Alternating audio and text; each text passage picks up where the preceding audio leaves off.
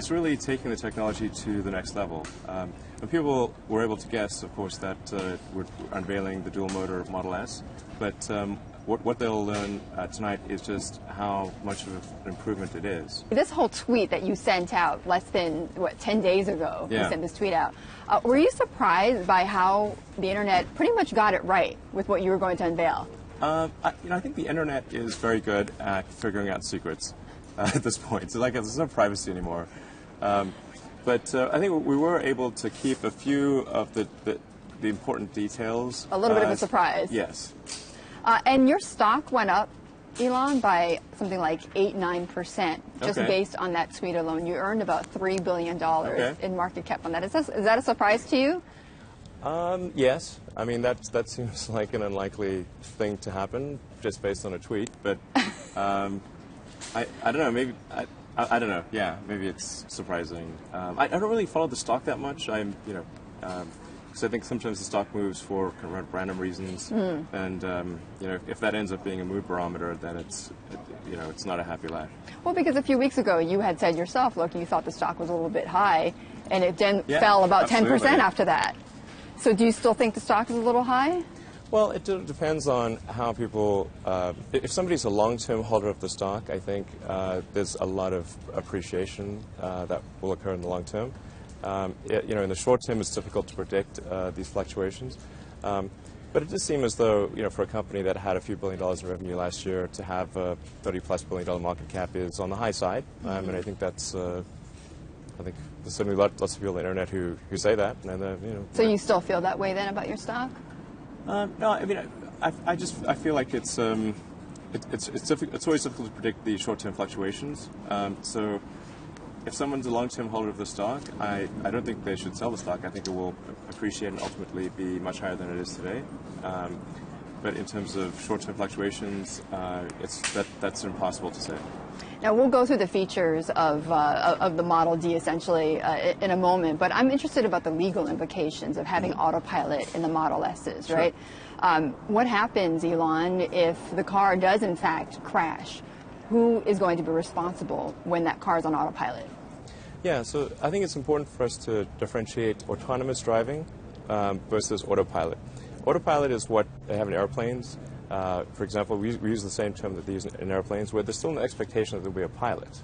So if the onus is on the pilot to make sure that the autopilot is doing the right thing. We're not yet at the stage where you can go to sleep and wake up at your destination.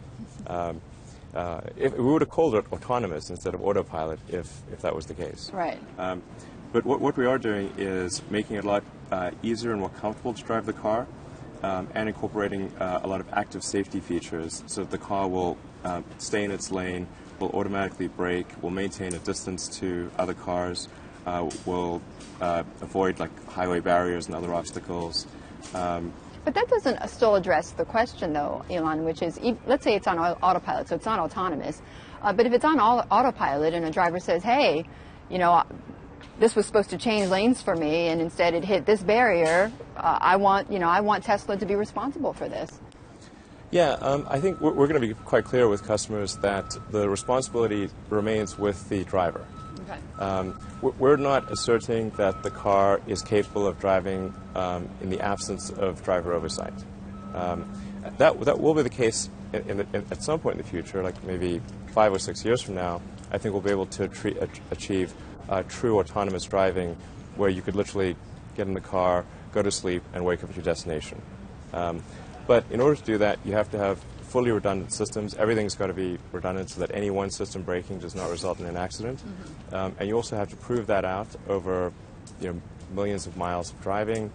And then of course, then we have to prove that to the regulators to convince them that it's safe. And so I think from the point at which true autonomous driving is possible, which I now think is probably in the 5 or 6 year time frame.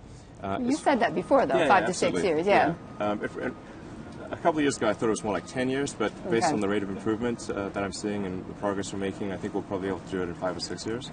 But it's probably still going to take 2 or 3 years after that before the regulators approve it, because they'll want to make sure that it's truly a lot safer than driving with a person. And the standard for fully autonomous driving is going to be much greater than for a person. Right. Because if it's just equivalent, that wouldn't be enough. There's no change at all in the battery, right? There's no change at all Correct. in what you're doing with in how you're Yes. okay. But is there going to be a change at all in the driving range given some of these improvements? Yeah. So the way we're doing dual motor, it actually enables a range increase because we're able to balance the efficiency of the motors a lot more. So if you just have one motor, it's always on a particular power versus efficiency curve. But if you've got two motors, you can optimize between them and actually have the motors operate in their more efficient regime more of the time. And the net result is that we're able to get 10 miles more highway range just by going to dual motors, whereas in every other all-wheel drive system, you lose range. This one, you gain it.